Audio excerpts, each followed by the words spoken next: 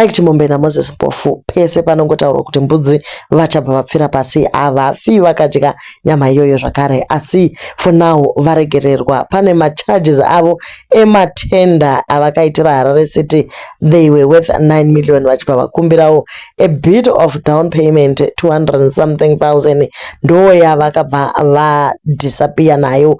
Malights haana kuzosupplywa but Harare City iri kungoti aiwa it is fine, we are dropping the charges.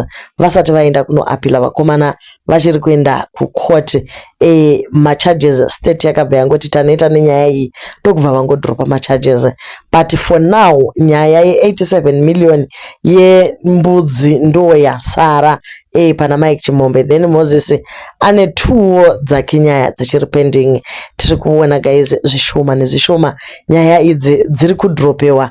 I think tichatozosvika pakuti chero zvembudzi zvichingoregwa zvakadaro. This is just a lesson that they've been taught.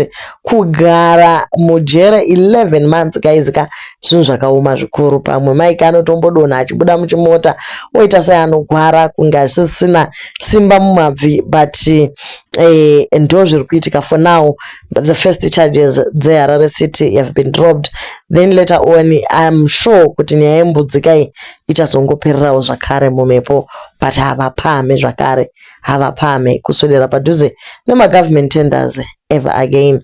Thank you guys so much for watching and do leave your comments panyaya iyi.